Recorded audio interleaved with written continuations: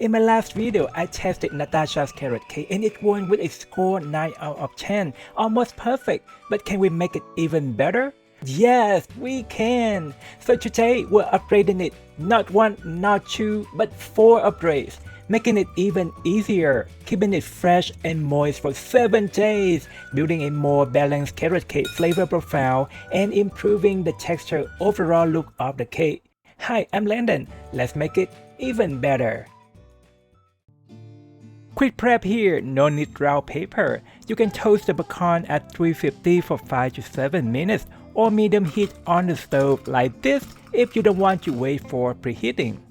For the carrot, we want to drain with both the finer side and the coarse side as well. It's important and I'll explain later. Upgrade number 1, we simplify Natasha's 2 bowls into my signature 1 bowl. Cleaner, less mess, less work. Start with an overripe banana, just mash it right in the bowl. No worries, we're not making banana bread here, I'll explain in just a little bit. Except for the flour, everything else goes in. Yes, it's that easy. Because carrot cake is a heavier cake, you're usually eating it over a few days, so moisture isn't just day 1, it's what happens after. There are really 2 layers, instant moisture and slow release moisture that develops over time. The more slow release we build in, the longer it stays soft, moist, and fresh. And that's exactly where the 1 banana comes in. You won't taste it at all, purely for moisture.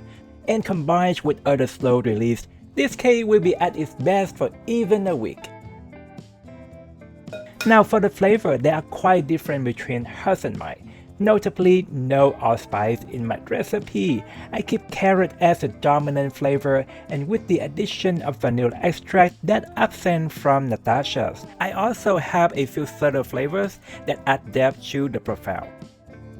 Now ginger and nutmeg, totally up to you. A little lemon juice to brighten the cake, helps tenderize the crumbs and keeps it from feeling too heavy. Although Natasha doesn't do it, but I think toasted nuts really make a difference. It brings out the deeper nutty buttery flavor. Honestly, I like Natasha's cake with strong spices, but it reminded me of spice cake, like a hybrid with carrot cake. So here we really have 2 versions of carrot cake. I like mine better, but I love to hear your opinion.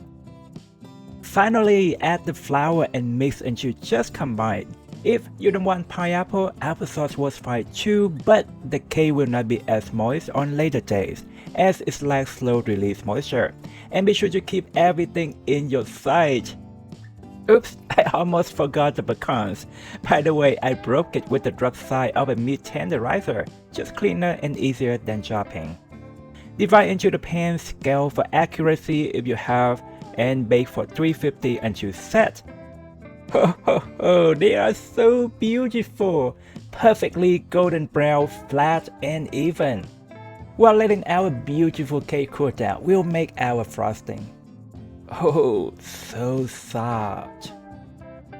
Natasha's frosting is fantastic, but I find adding just a touch of lemon really balances the sweetness, complements the tanginess of the cream cheese, and brings a really nice refreshing taste.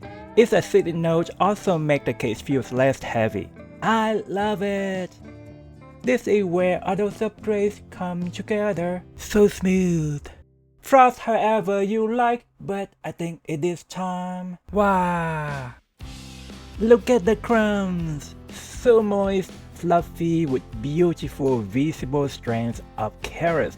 And that's our upgrade number 4, the reason why we graded the carrot both fried and cold earlier. It makes the perfect balanced texture with a beautiful appearance. The best of both worlds. The aid of lemon juice and a small increase in baking powder also make the crumbs slightly lighter and fluffier. This is just so good. Natasha's cake was already a 9 out of 10. These upgrades in my version just push it even closer to perfection. Oh, I'm so sad. This is my last piece on day 6. The half point is yours. Customize it to your perfect 10. If you like more better recipes, don't forget to subscribe, and if you may, help out my small channel with a simple like and comment. Thanks so much friends, you have a wonderful day. Bye bye.